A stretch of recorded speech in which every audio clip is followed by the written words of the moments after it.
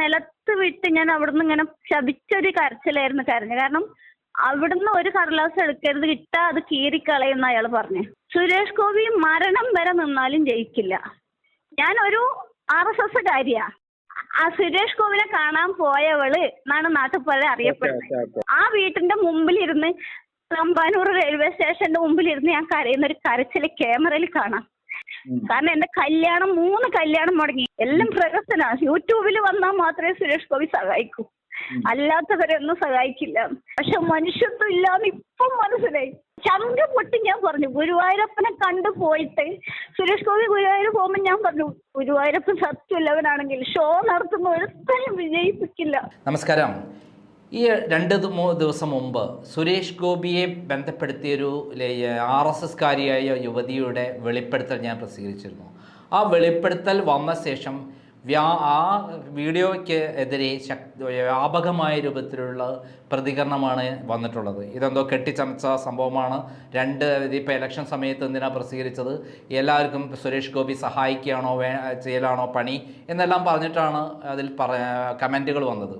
എന്നാൽ ഞാനത് പ്രസിദ്ധീകരിക്കാൻ കാരണം ഈ അടുത്ത കാലത്ത് സുരേഷ് ഗോപിയുടെ ചില പെരുമാറ്റങ്ങൾ എൻ്റെ ശ്രദ്ധയിൽപ്പെട്ടത് കൊണ്ടാണ്.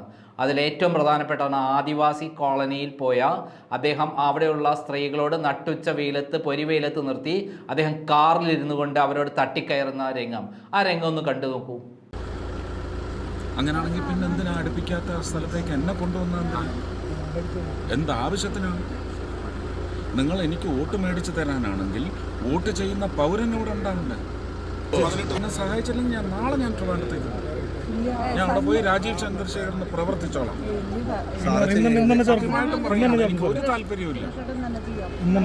ഭയങ്കര കഷ്ടമാണ് കേട്ടത്. 18 വയസ്സുകാരുടെ വോട്ട് ചേർത്തിട്ടില്ല. അങ്ങനെയാണെങ്കിൽ പിന്നെ എന്തിനാ അടുപ്പിക്കാത്ത സ്ഥലത്തേക്ക് എന്നെ കൊണ്ടുവന്ന എന്താവശ്യത്തിനാണ്? നിങ്ങൾ എനിക്ക് വോട്ട് മേടിച്ചു തരാനാണെങ്കിൽ വോട്ട് ചെയ്യുന്ന പൗരനോട് ഉണ്ടാവണ്ടേ? കണ്ടല്ലോ, BJPയുടെ സാധാരണ പ്രവർത്തകരോട് അദ്ദേഹം പെരുമാറുന്ന രീതിയാണ് ഇതിലൂടെ വ്യക്തമായി. ഇതോട് കൂടിയിട്ടാണ് ഞാൻ സുരേഷ് ഗോപിക്കെതിരെ തിരിയുന്നത്. അതിനു മുമ്പായിട്ട് അദ്ദേഹം തൃശ്ശൂരിൽ ഒരു നാടകം ഉണ്ടാക്കുകയുണ്ടായി. അതുവരെ അദ്ദേഹത്തെ ഏറ്റവും അധികം വിജയിക്കണം എന്നുള്ള ആഗ്രഹത്തോടു കൂടി അദ്ദേഹത്തിന് വേണ്ടി പ്രവർത്തിച്ചുള്ള ഒരാളായിരുന്നു ഞാൻ. അദ്ദേഹം കോഴിക്കോട് കേസ് വന്നപ്പോൾ അതിനെതിരെ ഏറ്റവും അധികം പോരാടിയിട്ടുള്ള ഒരാളാണ് ഞാൻ. അതോടൊപ്പം അദ്ദേഹം കരുവന്നൂർ ബാങ്കുമായി ബന്ധപ്പെട്ട വിഷയത്തിൽ ഏറ്റവും അധികം പോരാട്ടം നടത്തിയിട്ടുള്ള ഒരാളാണ് ഞാൻ.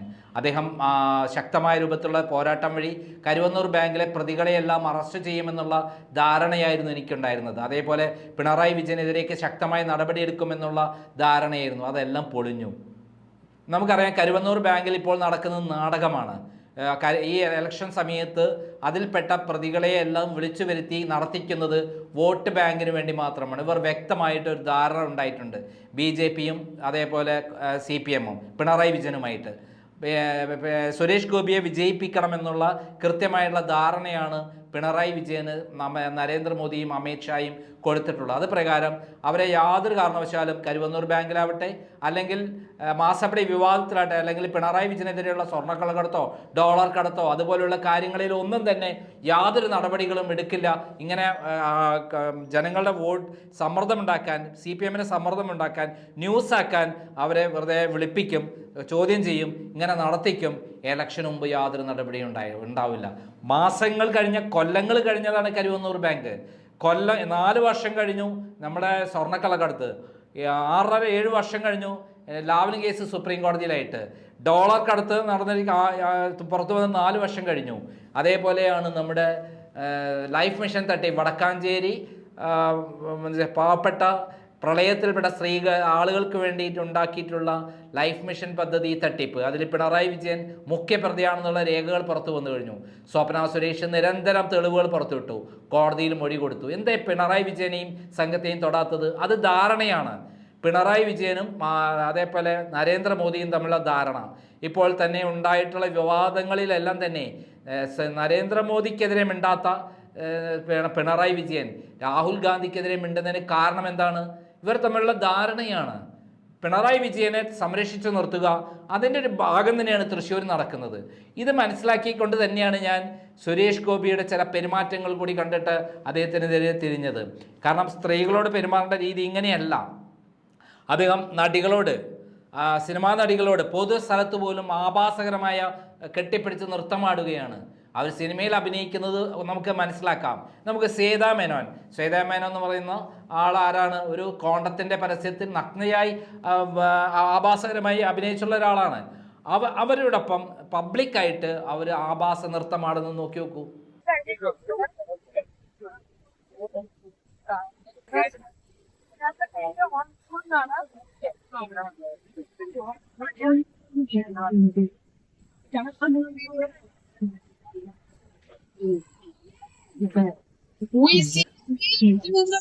കണ്ടില്ലേ?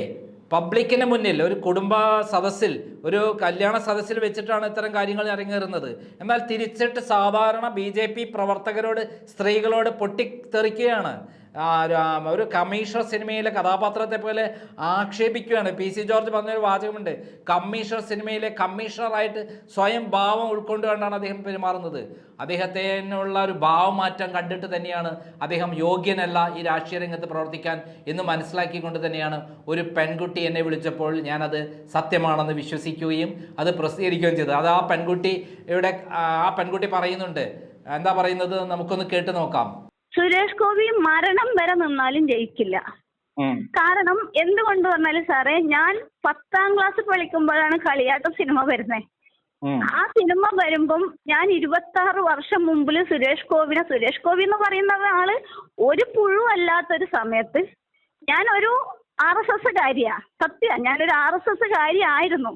പക്ഷെ ഇപ്പൊ അല്ല, എന്റെ അച്ഛൻ കോൺഗ്രസിന്റെ നേതാവ് എല്ലായിരുന്നു. പക്ഷെ എന്റെ വീട്ടില് എല്ലാവരും ഉണ്ട്, എല്ലാ പാർട്ടി ഉണ്ട്. പക്ഷെ ഞാനൊരു RSS കാരി ആയിരുന്നു. പക്ഷെ ഞാൻ ഇതുവരെ വോട്ട് കൊടുത്തിട്ടില്ല. 10-18 വയസ്സിൽ തുടങ്ങിയതാ. പക്ഷെ കല്യാണം കഴിഞ്ഞതിന് ശേഷം ഒന്നിലും ഇല്ല, പ്രവർത്തനം ഒന്നുമില്ല, അങ്ങനത്തെ ഇല്ല. പക്ഷെ വീട്ടിൽ എന്റെ അച്ഛൻ കോൺഗ്രസിന്റെ ഒരു നേതാവാ. പക്ഷെ സുരേഷ് ഗോപിനെ കാണാൻ 15 വയസ്സിൽ 10ാം ക്ലാസ് കഴിഞ്ഞിട്ട് കളിയാട്ടം സിനിമ ഇറങ്ങിയിട്ടാകുമ്പോ ഞങ്ങളെ നാട്ടില്, ഞാൻ നീലേശ്വരം കരിയ, കോട്ടപ്പുറം വൈകുണ്ഠ ക്ഷേത്രത്തിൽ കളിയാട്ടം സിനിമ കഴിഞ്ഞിട്ട് അയാൾക്ക് ഒരു ദോഷം വന്നു. കെട്ടാൻ പാടില്ലാത്ത തെയ്യത്തിൻ്റെ കെട്ടി ഒരു വസൂരി പോലത്തെ ഒരു അസുഖം കണക്ക് വന്നിട്ട് തുലാഭാരം വന്നു. അവിടെ ത്രാസ് തൂക്കാൻ വേണ്ടി വന്നു. അപ്പൊ ഞങ്ങൾക്ക് കാണാൻ പറ്റിയില്ല. അപ്പം അതിന്റെ ഒരു ഇതിൽ ഞങ്ങൾക്ക് കാണാൻ പോകണം. സുരേഷ് ഗോപി എന്ന് പറഞ്ഞാൽ എനിക്ക് ജീവനായിരുന്നു. ഏകലവ്യം സിനിമ അന്ന് അങ്ങനെ ഒരു 10 വയസ്സിൽ എനിക്ക് തുടങ്ങിയൊരു ഇഷ്ടം. ആ 15 വയസ്സിൽ ഞാൻ ആ ആളെ കാണാൻ പോയി തിരുവനന്തപുരം. അങ്ങനെ എനിക്ക് കാണാൻ പറ്റില്ല. ഗുരുവായൂർ വരെ പോയിട്ട് ഞാൻ മടങ്ങി വന്നു. ഞാനും എൻ്റെ കൂട്ടുകാരിയാണ് കേട്ടോ. അങ്ങനെ അന്ന് മുതൽ എൻ്റെ നാട്ടിൽ അറിയപ്പെടുന്നത്, എൻ്റെ കല്യാണം വരെ മുടങ്ങി. കാരണം അത്ര ഇഷ്ടപ്പെട്ടൊരു നടൻ എൻ്റെ ജീവിതത്തിൽ സുരേഷ് ഗോപി പറഞ്ഞാൽ എനിക്ക് മറക്കില്ല. അങ്ങനെ ഒരു ഇഷ്ടമായിരുന്നു. അന്ന് സുരേഷ് ഗോപിനെ കാണാൻ ഈ ഭൂമിയിൽ ഞാൻ മാത്രമേ അങ്ങനെ പോയിട്ടുള്ളൂ. കല്യാണം നഷ്ടപ്പെടാൻ കാരണം സുരേഷ് ഗോപിയാണോ?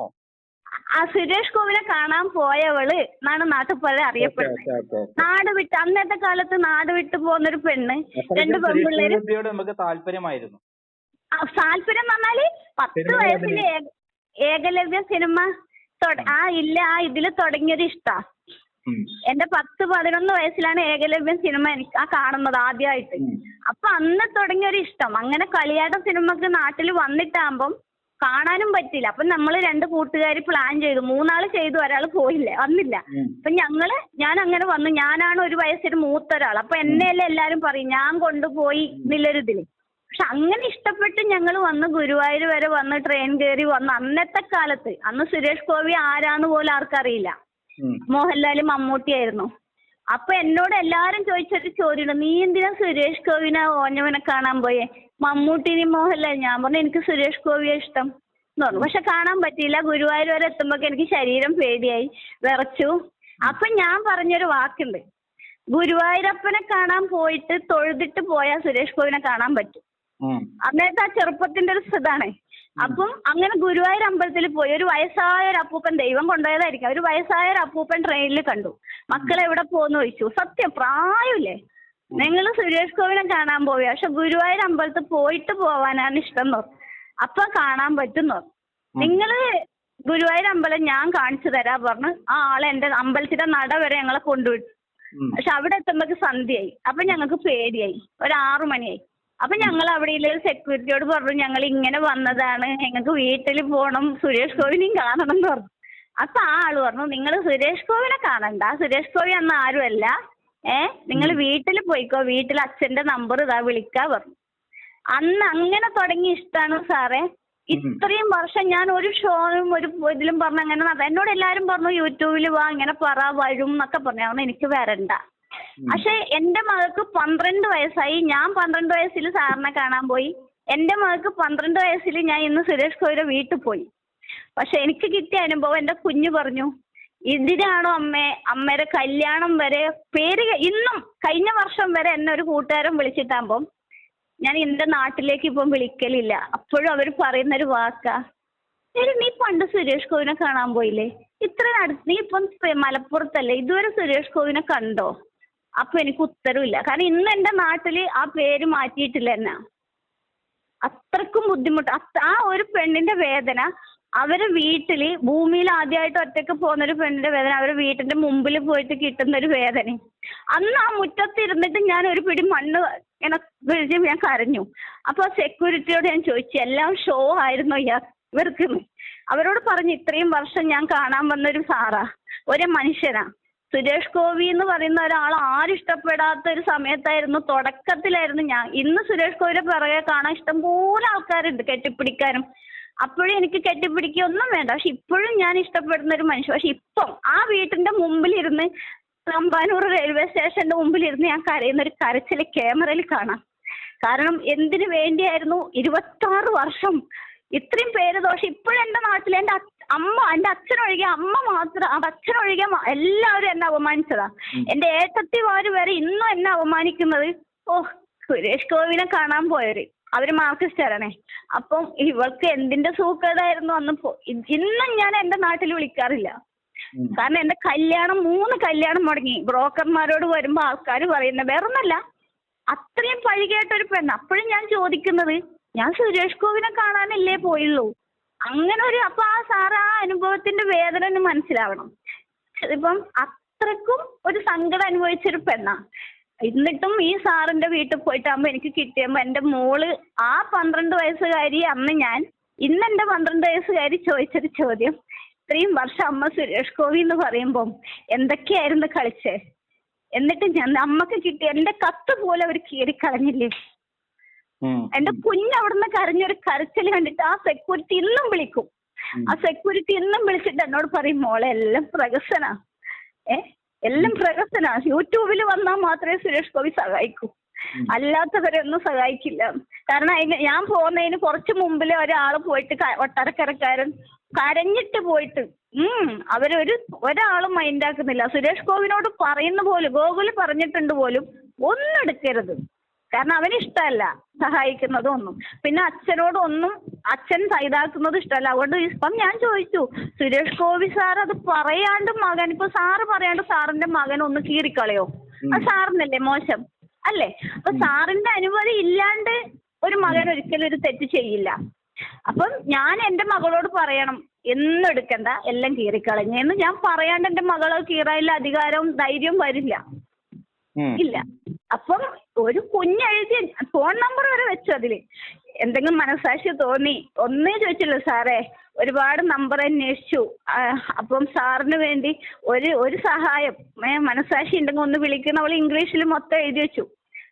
എന്നിട്ട് ആ പേപ്പർ ഇന്നലെയും ചോദിച്ചു ആ ചേട്ടനോട്, ചേട്ടാ എന്റെ കത്ത് നിങ്ങൾ മോളെ അത് കീറിക്കളഞ്ഞ് എന്റെ കൺമുമ്പ് എന്നല്ല അവരെല്ലാം വാരിക്കൊണ്ട് കളഞ്ഞേ, രജിസ്റ്റേർഡ് കത്ത് മാത്രമേ എടുക്കരുത് എന്ന് പറഞ്ഞിട്ടുണ്ട്. അതാണ് ഞങ്ങളോട് പറഞ്ഞിട്ടുണ്ട്, ആര് വന്നാലും ഒന്നും പറയരുത്. അതായത് ആ പെൺകുട്ടി പറയുന്നത്, ആ പെൺകുട്ടി കുട്ടിപ്രായത്ത് ഏകലവ്യ സിനിമ കണ്ട് സുരേഷ് ഗോപിയുമായിട്ട് ഭയങ്കര താല്പര്യമുണ്ടാവുകയും സുരേഷ് ഗോപിയെ കാണാൻ വേണ്ടി തിരുവനന്തപുരത്തേക്ക് പുറപ്പെട്ടു എന്നാണ്. അത് കുട്ടിപ്രായത്ത് ആ കുട്ടിയുടെ അപക്വമായ പെരുമാറ്റമായി നമുക്ക് കാണാം. അവർ ആത്മാർത്ഥമായി വിശ്വസിക്കുകയാണ് അവരുടെ ഭർത്താവ് അസുഖമാണ്, അവരുടെ മകൾക്ക് ഒരു വിദ്യാഭ്യാസം കൊടുക്കാൻ വേണ്ടി ഇവരുടെ അടുത്ത് യാതൊരു ഗതിയുമില്ല. അപ്പോൾ സുരേഷ് ഗോപി സഹായിക്കുമെന്ന് അവർ കരുതിയിട്ട് എന്നെ ബന്ധപ്പെടുകയാണ്. എന്നോട് സുരേഷ് ഗോപി പറഞ്ഞിട്ടുണ്ട്, നമ്പറൊന്നും കൊടുക്കണ്ട, ഇപ്പോൾ ആർക്കും സഹായം ചെയ്യുന്നില്ല, എൻ്റെ അടുത്ത് ആ റെക്കോർഡുണ്ട്. അപ്പം ഞാൻ എന്ത് ചെയ്തു, അവർക്ക് നമ്പർ കൊടുത്തില്ല. അവർ തെരഞ്ഞുപിടിച്ച് തിരുവനന്തപുരത്ത് പോവുകയാണ്. ആ തിരുവനന്തപുരത്ത് പോയപ്പോൾ അവിടെ ഉണ്ടായിട്ടുള്ള അനുഭവമാണ് അവർ വിവരിക്കുന്നത്. അവർ അവിടെ ഒരു കത്ത് പോസ്റ്റ് ചെയ്യുകയാണ്. ഇങ്ങനെ ഒരാൾ വന്നിട്ടുണ്ട്, ഒരു പെൺകുട്ടി വന്നിട്ടുണ്ടെങ്കിൽ അവിടെയുള്ള വാച്ച്മാനോട് ഉത്തരവാദിത്തപ്പെടുത്തണം. വീട്ടിൽ വരുന്ന ആളുകൾ അപ്പോൾ തന്നെ ആര് വന്നു എന്താക്കിയതൊരു ബന്ധം കൊടുക്കണം. വാച്ച്മാൻ അങ്ങനെ ഒരു സംഭവം യാതൊരു ബന്ധവുമില്ല. ഞാൻ വാച്ച്മാനായി സംസാരിച്ചു. ആ വാച്ച്മാനായി സംസാരിച്ച കൃത്യമായിട്ടുള്ള കാര്യങ്ങൾ ഞാൻ ഇതിന് ശേഷം പുറത്തു വിടുന്നുണ്ട്. അതായത് ഇവിടെ കൃത്യമായി പറഞ്ഞാൽ അവിടെ ഉണ്ടായിട്ടുള്ള അനുഭവം എന്ന് പറയുന്നതാണ് ഞാൻ സുരേഷ് ഗോപിക്കെതിരെ തിരിഞ്ഞത്. ഒരു വീട്ടിൽ സഹായം തേടി വരുന്ന അവരുടെ കത്ത് വലിച്ചു കയറി നശിപ്പിക്കുകയാണെന്നാണ് പറയുന്നത്. അവർ പൊട്ടിക്കരയുകയാണ്. തിരുവനന്തപുരത്ത് വന്നിട്ട് സുരേഷ് ഗോപിയെ കാണാൻ പറ്റിയില്ല, പക്ഷേ ആ കത്ത് പോലും വലിച്ചു കയറി നശിപ്പിക്കുകയാണ്. ഇത് സുരേഷ് ഗോപിയുടെ മുഖം മൂടി പിച്ച് ചിന്തുന്ന ഒരു സംഭവം തന്നെയാണ്. അതുകൊണ്ടാണ് ഞാൻ ആ പെൺകുട്ടിയുടെ ഓഡിയോ പ്രസിദ്ധീകരിച്ചത്. ആ പെൺകുട്ടി ജീവനോടെയുള്ള പെൺകുട്ടിയാണ്. എന്നെ 2 ദിവസം മുമ്പാണ് വിളിച്ചത്. അതിന് മുമ്പ് ഒരു കൊല്ലം ഏകദേശം ഒരു 6 മാസം മുമ്പ് എന്നെ വിളിച്ചിരുന്നു. വിളിച്ചപ്പോൾ അവരോട് ഞാൻ ഈ നമ്പർ അറിയില്ല എന്ന് പറഞ്ഞ് ഒഴിഞ്ഞു മാറുകയാണ് ചെയ്തത്. ഇപ്പോൾ അവർ നമ്പർ കൊടുക്കാതെ സ്വയം തേടിപ്പോയ ശേഷമുണ്ടായ അനുഭവമാണ് ഞാൻ പറഞ്ഞിട്ടുള്ളത്. ഈ പെരുമാറ്റമാണ്. സ്വന്തം വീട്ടിൽ പലർക്കും സഹായം ചെയ്യുന്ന സുരേഷ് ഗോപി വലിയ പബ്ലിസിറ്റി ഉണ്ടാക്കുകയാണ്. ആരും അറിയാതെയാണ് അധികം സഹായം ചെയ്യുന്നത് അല്ല, എല്ലാവരും അറിഞ്ഞുകൊണ്ട് വലിയ പബ്ലിസിറ്റി ഉണ്ടാക്കിക്കൊണ്ടാണ് സുരേഷ് ഗോപി ചെയ്യുന്നത്. അതെന്തെങ്കിലും ആവട്ടെ അദ്ദേഹത്തിൻ്റെ ഉദ്ദേശം. പക്ഷെ അതേപോലെ ഒരു സഹായം തേടി വരുന്ന ഒരു അമ്മയും മകളും കൂടി സുരേഷ് ഗോപിയുടെ വീട്ടിൽ പോയി ഉണ്ടായിട്ടുള്ള അനുഭവം എന്താണ്?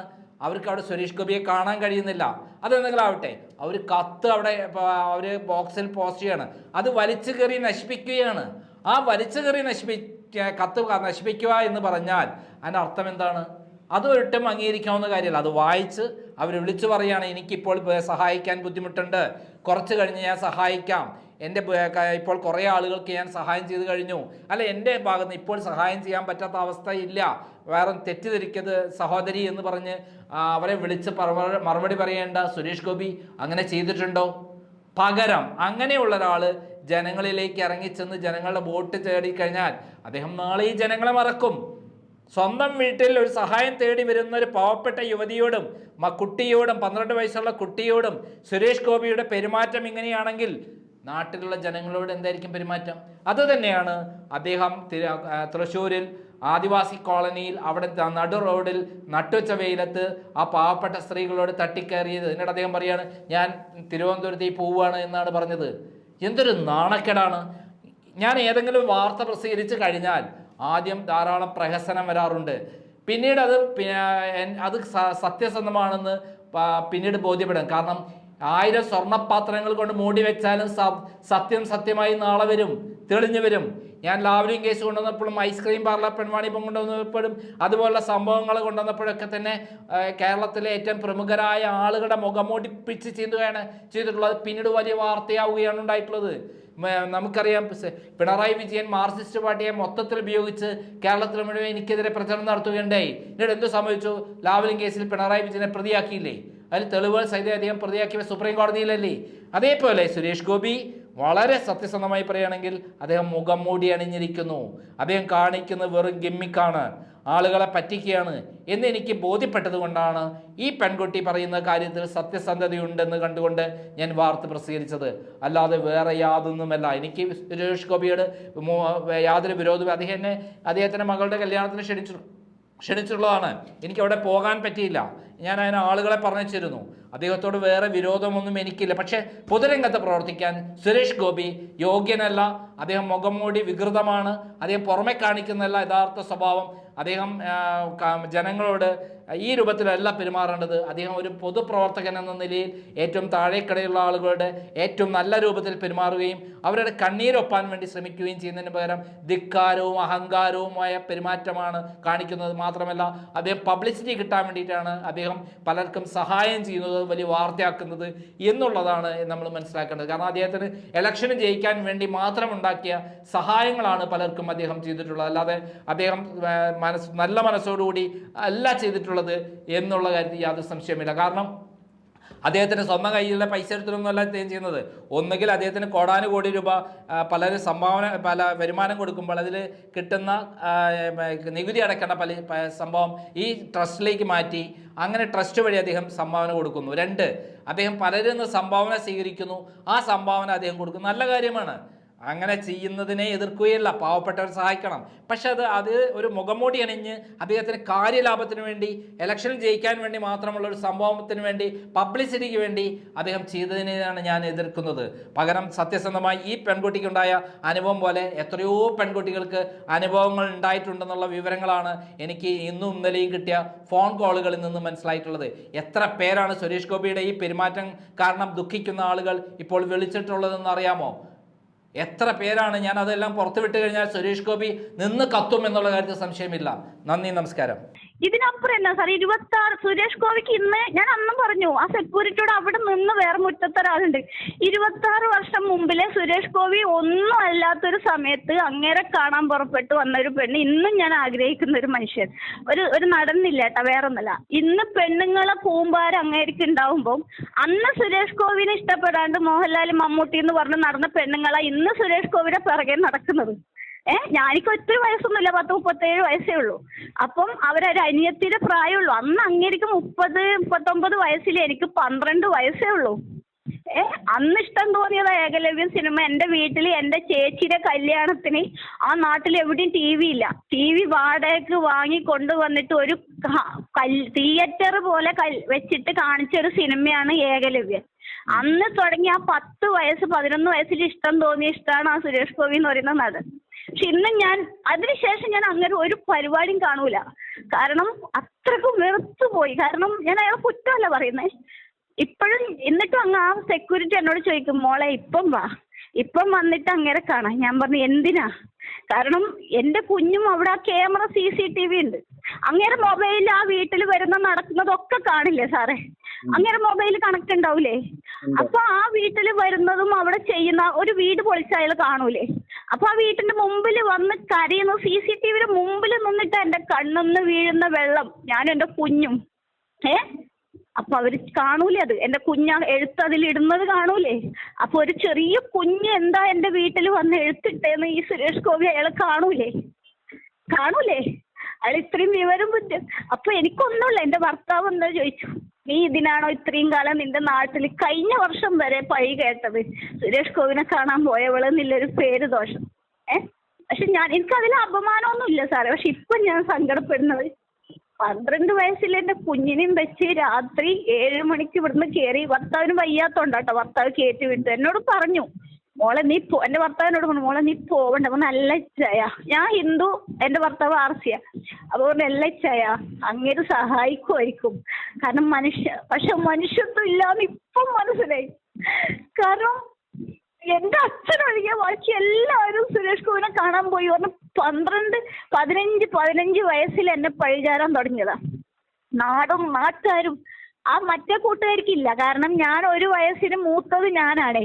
ഇപ്പൊ ചേട്ടനും വേറൊരു ചെറുക്കനും പോകുമ്പോ ചേട്ടനാണ് ഇച്ചിരി പ്രായമില്ലെങ്കിൽ ചേട്ടനല്ലല്ലോ നീ കൊണ്ടുപോയി, നീയാണ് അവനെ കൊണ്ടുപോയെന്നല്ലേ പറയും. അപ്പൊ ആ ഒരു പഴിയായിരുന്നു എന്നോട്. ബ്രോക്കർ എൻ്റെ അച്ഛനോട് പറഞ്ഞു, നിങ്ങളെ മോളെ കല്യാണം കഴിയാത്ത പണ്ട് അവള് സുരേഷ് ഗോപിനെ കാണാൻ പോയിരുന്നല്ലോ ഒരു പെൺകുട്ടിനെയും കൂട്ടിയിട്ട്, അതുകൊണ്ട് അങ്ങനത്തെ ഒരാളെ വേണ്ടാന്ന് പറഞ്ഞു, നാട് വിട്ട് പോയിരുന്നു. അപ്പൊ ഒരു വേദന എന്താ? പക്ഷെ അപ്പോഴും എനിക്ക് വേദന തോന്നിയിട്ടില്ല സാറേ. പക്ഷെ ഇപ്പം ഈ കഴിഞ്ഞ മാസം അല്ല അതിന്റെ 10 മാസം ഞാൻ പോയി വന്നിട്ടാകുമ്പോ എന്റെ ചങ്ക് കലങ്ങി. ആ മ്യൂസിയത്തിൽ, തിരുവനന്തപുരം മ്യൂസിയം, എൻ്റെ കുഞ്ഞു പറഞ്ഞു, സുരേഷ് ഗോപി എന്ന് പറയുന്നവര് കാരണം ഞാൻ മ്യൂസിയം കണ്ടാൻ വേണം. ആ കുഞ്ഞിന്റെ വേദന എന്തുണ്ട്? രാവിലെ 9 മണിക്ക് മ്യൂസിയത്തിൽ ഇരുന്ന് ഞാൻ 3 മണി വരെ അവിടെ ഇരുന്നു. ഇങ്ങനെ ഒരു പട്ടി, ആരുമില്ല, അറിയില്ല ഒന്നും. അപ്പം ഇവര് വരും, ഗോകുല് വരും എന്നില്ല ഒരു ഇതില്. പക്ഷെ ആ സമയം വരെ ഇരുന്നിട്ടും വന്നിട്ടില്ല.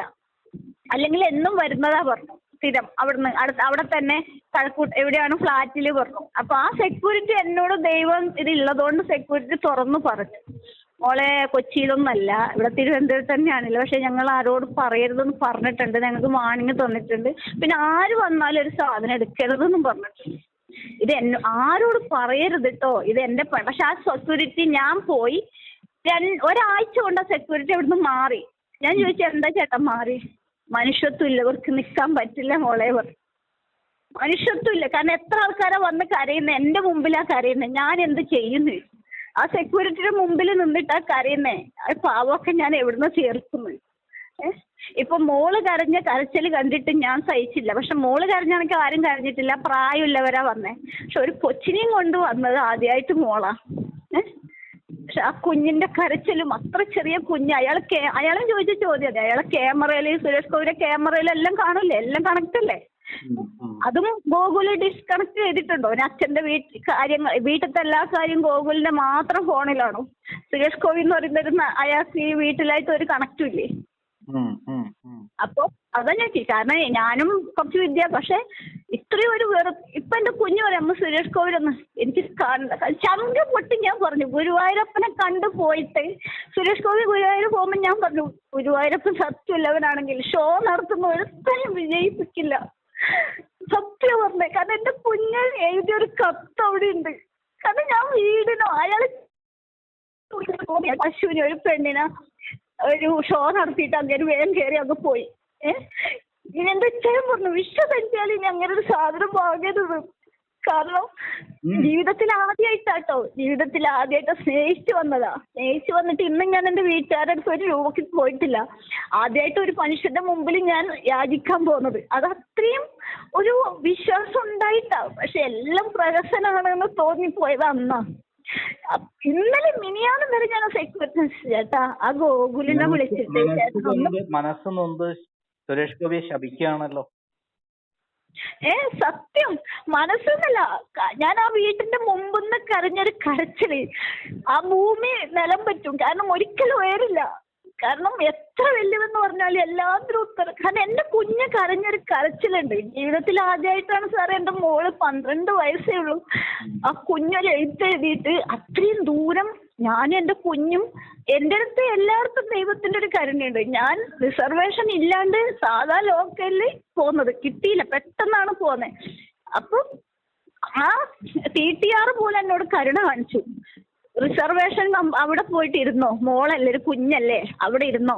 അപ്പൊ അവിടെയുള്ള റൂം അവരും പറഞ്ഞു പക്ഷെ ഇതിലിരുന്നോ, അവരെ സീറ്റ് ഒഴിഞ്ഞെന്ന് എനിക്ക് എന്റെ കൊച്ചിനും കിടക്കാൻ റിസർവേഷൻകാർ വരെ എനിക്ക് തന്നു. പക്ഷെ അത്രയും കരുണ. സുരേഷ് ഗോപിയുടെ മകനും സുരേഷ് ഗോപി, ഞാൻ ഒന്നേ പറയും, സുരേഷ് ഗോപിനെ മാത്രമേ പറയൂ. സാറിന് കുറ്റമല്ല പറയുന്നത്. പക്ഷെ മനസ്സ് ഷോ ആണോ, എല്ലാം ഷോ ആണോ എന്നേ ഞാൻ ചോദിക്കുന്നുള്ളൂ. കാരണം ഒരു വീട്ടിലുള്ള സെക്യൂരിറ്റിയിൽ എല്ലാം കാണും, അവിടെ വരുന്നതും നടക്കുന്നതും ഒക്കെ കാണും. അതെന്തുകൊണ്ട് അങ്ങേർക്ക്? അപ്പൊ അങ്ങേര് പറഞ്ഞതുകൊണ്ടല്ലേ. ഒരു മകന് വാക്ക് കൊടുത്തിട്ടുണ്ടല്ലോ, ഒന്നും എടുക്കരുത്, ഒന്നും എടുക്കണ്ടെന്ന് ഒരു മകന് കൊടുത്തിട്ടുണ്ടായിരുന്നു. അറിയാമോ, എന്റെ അടുത്ത് അദ്ദേഹം പറഞ്ഞിരുന്നു, ഞാൻ ആരെയും ഇനിയിപ്പോ സഹായിക്കാൻ ഉദ്ദേശിക്കുന്നില്ല, പിന്നെ നമ്പർ കൊടുക്കണ്ട. അദ്ദേഹത്തിന്റെ സംഭാഷണം കേട്ടപ്പോഴാണ് ഞാൻ അതിന്ന് പിന്മാറിയത്. കാരണം അദ്ദേഹത്തെ ഒരു അതുവരെ കണ്ടിരുന്നത് അദ്ദേഹം മാന്യനായ ഒരു വ്യക്തിയായിട്ടാണ്. പക്ഷെ ഇപ്പൊ എനിക്ക് അങ്ങനെ തോന്നുന്നില്ല കേട്ടോ. അതാണ് അതല്ല ഞാൻ അതാ പറഞ്ഞു. പക്ഷെ ഇപ്പം ഞാൻ പറഞ്ഞു വെറും പ്രഹസന. ഇനി 10 ജന്മം എടുത്താലും അദ്ദേഹം നടത്തിയ പ്രഹസനമാണ്. ആളെ പറ്റിക്കുന്ന ആളുകളെ പറ്റിച്ച് പബ്ലിസിറ്റിക്ക് വേണ്ടിയിട്ടാണെന്ന് എനിക്ക് സാറേ. വേറൊന്നുമല്ല, ഒരു 12 വയസ്സിൽ ആ സെക്യൂരിറ്റി പറഞ്ഞു അങ്ങനെ നിന്നിട്ട് അത്രയായി. ആദ്യമായിട്ട് ഒരു കുഞ്ഞായിട്ട് വരുന്നത് കൊച്ചു മാത്രമാണ്. വേറെ എല്ലാവരും പ്രായമായിട്ടുള്ളവരൊക്കെയാണ്. ഓക്കെ പോട്ടെ. പക്ഷെ ഉമ്മൻചാണ്ടി സാറ് ചെയ്യുന്ന പോലെ കത്തൊക്കെ വാങ്ങി അയാൾ പണ്ടാരം അവിടെ ഇട്ട് വായിച്ചു നോക്കാനുള്ള ഒരു സന്മനസ് പോലും അത്രയും വലിയ മനസ്സിന്റെ ഉള്ളിലില്ലേ? തീർച്ചയായിട്ടും ഒരു കഥാവൊക്കെ വായിക്കില്ലേ അയാള്? സ്ഥിരം മൊബൈല് നോക്കുന്നില്ല. അയാൾ നാട്ടിൽ നടക്കുന്ന എല്ലാ ഷോ അയാളെ പറ്റിയില്ലേ ഏതെങ്കിലും ഷോ നടത്തുന്നതൊക്കെ നോക്കി അവിടത്തേക്ക് ഓടുന്നില്ലേ? ഇല്ലേ? എനിക്കത് കേട്ട് വലിയ സങ്കടം വരുന്നു. എനിക്ക് വലിയ സങ്കടം വരുന്നു കേട്ടോ. അല്ല നടത്തുന്നില്ലേ അയാൾ? ഒരു പെണ്ണ്, ഒരു പോത്തിന്റെ ഒരു പെണ്ണ് എവിടെ? എന്നിട്ട് ആ പെണ്ണ് പറയുന്നത് കേട്ടില്ലേ, സാറ് ഇങ്ങോട്ട് വേണോ വേണോ വേണോന്ന് ചോദിക്കുന്നു ഉള്ളവർക്ക്. അപ്പൊ അതെന്താ, ഉള്ളാത്തവരെ കണ്ണീര് അയാള് വീട്ടിൽ പോയിട്ടിരിക്കുമ്പോ അയാളെ വീട്ടിന്റെ മുറ്റത്തുനിന്ന് കരയുന്നവരെ അവരെ കാണുന്നില്ല സുരേഷ് ഗോപി. അപ്പം അത് എന്ത് വേദനയാ? കാരണം ഒന്നും വേണ്ട, ഒരു 3 വർഷത്തെ ഒരു സ്കൂളിന്റെ പഠനം കൊണ്ട് വേണ്ടി മാത്രം സ്വന്തം അച്ഛനോട് അമ്മനോട് യാചിച്ചിട്ടില്ല. പക്ഷെ ആ പെണ്ണിന്റെ ഒരു വേദന, അതും 26 വർഷം മുമ്പ് ആരുമല്ലാത്തൊരു ഋണം കണക്കത്ത ഒരു മനുഷ്യൻ. അന്ന് സുരേഷ് ഗോപി എന്ന് അറിയുന്നവരെ പറയും ഒരു പെണ്ണുങ്ങൾ ഓടിയിട്ടില്ല. ഇന്നും അവന്മാർ, ഇപ്പം കുറെ പെണ്ണുങ്ങളുണ്ട്. പക്ഷെ അന്ന് ഈ പെണ്ണേ ഉണ്ടായിട്ടുള്ളൂ, കാണാൻ പോവാനും പിടിക്കാനും. അന്ന് അപമാനം സഹിക്കുന്നു, ഇന്നും സഹിക്കുന്നു.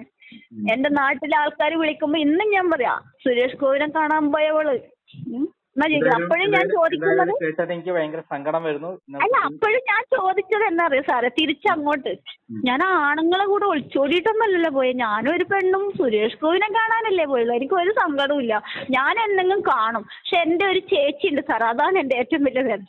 42 വയസ്സിൽ അറ്റാക്ക് വന്ന് പെട്ടെന്ന് മരിച്ചുപോയി. അപ്പൊ ആ ചേച്ചി എന്നോട് പറഞ്ഞു, മോൾ ഇനി പോവരുത് കാരണം ചെറുപ്പത്തിന്റെ, ഞാൻ പറഞ്ഞു അല്ല എനിക്ക് ചെറുപ്പത്തിന്റെ അല്ല, എനിക്ക് സുരേഷ് ഗോപിനെ ഭയങ്കര ഇഷ്ടമാണ്. ആ ചേച്ചിയുടെ കല്യാണത്തിനാണ് ആദ്യമായിട്ട് ആ നാട്ടില് TV കൊണ്ടുവന്ന് ഇത് ഇടുന്നത്. അത്രയും വർഷമായി സാറേ. അപ്പൊ എന്റെ ചേച്ചി പറഞ്ഞൊരു വാക്കുണ്ട്, മോക്ക് എന്തെങ്കിലും സുരേഷ് ഗോപിനെ കാണാൻ പറ്റും, കല്യാണം കഴിഞ്ഞിട്ട് ഭർത്താവിന്റെ കൂടെ പോ, അന്ന് കാണാൻ പറ്റും, അല്ലാണ്ട് ഇങ്ങനെ ഇനി പോവരുത് കേട്ടോ, വഴി കാണുന്നില്ല കല്യാണം. എന്ത് പറ്റി? ഭർത്താവിന് എന്ത് പറ്റി? ഭർത്താവിനെന്ന് പറഞ്ഞാല് എന്താ ആർട്ട് ഇങ്ങനെ വലിപ്പോ അങ്ങനെ എന്തോ ഒരു അസുഖമുണ്ട്. ഞങ്ങള് 10-15 വർഷമായി വാടകയ്ക്ക് മാത്രമാണ് താമസിക്കുന്നത്. 7000 6000 ഒക്കെ വാടക കൊടുത്തിട്ട് വേണം ജീവിക്കാൻ. കല്യാണം കഴിഞ്ഞ് ഞാൻ ഹിന്ദു, ഇച്ചായൻ ആർസി. അപ്പം വീട്ടില് കല്യാണം കഴിച്ചു അച്ചായന്റെ വീട്ടിൽ നിന്ന്. പക്ഷെ അമ്മായി ഭയങ്കര പോരാ. പക്ഷെ എവിടെ എന്റെ കൂടെ ദൈവമുണ്ട്. എന്നെ ചെയ്തവൻ ആരും നേരെ നിന്നിട്ടില്ല. അത് കൂടപ്പുറപ്പായാലും അമ്മായി ആരായാലും. പക്ഷെ എല്ലാരും അതൊക്കെ വേറെ ഒരിതാ. പക്ഷെ എവിടെയും ദൈവത്തിന്റെ ഒരു കൂട്ടുണ്ട്. ഇന്നും വീണിട്ടില്ല. പക്ഷെ അയച്ചാലും ഒരു കണ്ണിന് കാഴ്ചയില്ല. അത് ലെൻസ് ഞങ്ങൾ സ്വന്തം പൈസ എടുത്ത് കടമൊക്കെ വാങ്ങി ഒരു ലെൻസ് മാറ്റി വെച്ചു. ഇപ്പൊ രണ്ടാമത്തെ കണ്ണിന് കാഴ്ച ഇല്ല. അപ്പൊ ഒരു കണ്ണുകൊണ്ടാണ് പണി. റബ്ബർ വെട്ടണം.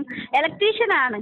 പക്ഷെ ഈ പൊടി കാരണം ഇപ്പൊ റബ്ബർ വെട്ടുകയാണ്. പക്ഷെ ഉറക്കം ബുദ്ധിമുട്ടല്ലേ റബ്ബർ. അപ്പൊ കണ്ണിന്റെ കാഴ്ചയൊക്കെ വീണ്ടും ലെൻസ് അല്ലേ വെച്ചേ, അപ്പൊ വീണ്ടും ബുദ്ധിമുട്ടാവും. അപ്പം കൊച്ചിനാണെങ്കിൽ പഠിക്കേണ്ട ഒരു ഇത് കാരണം അവളാണെങ്കിൽ സ്കൂളിൽ എപ്പോഴും ടോപ്പറാണ്. അപ്പൊ അങ്ങനെ ഒരു പഠിത്തം നശിപ്പിക്കണ്ട എന്ന് പറഞ്ഞിട്ടാണ്.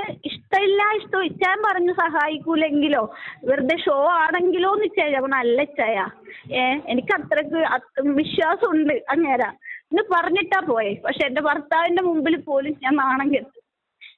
ഇച്ചായന് പിന്നെ ഇരിക്കാൻ പറ്റില്ല. 2 മുട്ടിന്റെ ഉള്ളിലും ഷുഗർ ഉണ്ട്. മുട്ടിന്റെ ഉള്ളിലും നീര് ഇതായിട്ട് ഇങ്ങനെ ഒത്തിരി സമയം ഇരിക്കാനോ കാല് മടക്കി വെച്ചിരിക്കുക. അപ്പം ട്രെയിനിൽ വരാൻ പറ്റില്ല. അപ്പം ദൂരയാത്ര അത്ര പറ്റില്ല. പിന്നെ ഈ എന്തൊക്കെയോ ഈ കാൽസ്യം അങ്ങനെയൊക്കെ ഇല്ല. അപ്പം ഈ വീട്ടു ചെലവും പഠിത്ത ചെലവും ഒക്കെ കാരണം മരുന്ന് പോലും വാങ്ങാൻ പറ്റില്ല. ആ ഒരവസ്ഥയിലാ. ഷുഗർ ഡോക്ടർ പറയും നീ ഇങ്ങനെ നോക്കിയാൽ 43 വയസ്സേലേ ഉള്ളൂ ജോബി നവീൻ നിനക്ക്, അപ്പം ഇങ്ങനെ നടക്കരുത്. പക്ഷെ ഒരാളെ കൊണ്ട് എന്ത് ചെയ്യാൻ പറ്റും? അപ്പം ഞാൻ ഇച്ചാനോ കുത്തി ഇങ്ങനെ സമ്മതിപ്പിച്ചിട്ടാണ് പോന്നത്. ഞാൻ ഇച്ചായ നാണക്കേട് വിചാരിക്കണ്ട, അങ്ങനെ ആരോടും പറയില്ല, നല്ല മനുഷ്യന്നല്ലേ പറയുന്നേ എന്ന് പറഞ്ഞിട്ടാ പോയത്. അപ്പൊ എന്റെ ഇച്ചായൻ വന്നിട്ട് ചോദിച്ചു എന്താ നല്ല മനുഷ്യന്റെ മറുപടി എന്ന് ചോദിച്ചു. എനിക്ക് ഉത്തരവില്ല. എന്റെ കുഞ്ഞിനൊന്നും പറഞ്ഞില്ല. സാരില്ല മോളെ പറഞ്ഞു. ഇപ്പൊ മനസ്സിലായില്ലേ മനുഷ്യന്റെ നന്മ എന്ന് പറഞ്ഞു. നിന്റെ അമ്മക്ക് പോയില്ലെങ്കിൽ മനസ്സിലാവൂലല്ലോ സുരേഷ് ഗോപി നല്ലവരാന്ന് പറഞ്ഞ് മരണം വരെ ഇരിക്കില്ലേ. ഇപ്പം ദയവായിട്ട് കാണിച്ചു തന്നു. ഗുരുവായൂരപ്പൻ കാണിച്ചു തന്നതാ. കാരണം ഞാനും വിളിക്കുന്നത് ഗുരുവായൂരപ്പനെയും മൂകാംബിക ദേവിനെയാ. പക്ഷെ ആ ദൈവം എനിക്ക് കാണിച്ചു തന്നു. പക്ഷെ എന്റെ കുഞ്ഞ് ഒരു സത്യം എന്ന് പറഞ്ഞാല് ഒരു നിമിത്താണ് സാറേ. 12 വയസ്സിൽ അങ്ങനെ സിനിമ ഞാൻ കണ്ട് ഇഷ്ടപ്പെടുമ്പോ അതേ 12 വയസ്സിൽ എന്റെ മോൾ ആ വീട്ടിൽ പോയി. അപ്പൊ ഒരു നിമിത്ത. കാരണം ഇതും ഞാൻ നിമിത്ത. നെഞ്ചു പൊട്ടി ഞാൻ കരയാൻ തുടങ്ങിയിട്ട് 3 മാസമായി. മിന്നുന്നതൊന്നും പൊന്നല്ല എന്ന് മനസ്സിലായി. അതുകൊണ്ടാ ഞാൻ ഇത് നിങ്ങളിപ്പം വിളിച്ചു പറയാനും ദൈവം ഒരു നിമിത്തം തന്നതായിരിക്കാം. ഇന്ന് ഇങ്ങനെ ഒരു നമ്പർ, എനിക്ക് സാറിന്റെ നമ്പർ ഓർമ്മയില്ല, എന്റെ കയ്യിലില്ല. അപ്പം എല്ലാം അപ്പം എന്നെ ഒരു BJP-ക്കാരൻ ആള് വിളിച്ചിട്ടാകുമ്പോ അവര് പറഞ്ഞു ഞാൻ യൂട്യൂബിലിടാ, എന്റെ മൊബൈലിൽ വീഡിയോ എടുക്കാൻ പാ. ഞാൻ പറഞ്ഞു എനിക്ക് വീഡിയോ എടുക്കണ്ട പറഞ്ഞു. ഇങ്ങനെ 16 ഇത്ര വർഷം മുമ്പിലെ സുരേഷ് ഗോപിനെ കാണാൻ പോയതാന്നൊക്കെ പറഞ്ഞിട്ട് ഞാൻ പറഞ്ഞു എനിക്ക് അങ്ങനത്തെ ഒരു സഹായവും വേണ്ട. ഒരു ഷോ നടത്തിയിട്ട് അങ്ങനെ എന്നെ സഹായിക്കണ്ട, അറിയാണ്ട് സഹായിക്കാൻ പറ്റുമോ നോക്കാം എന്ന് പറഞ്ഞു.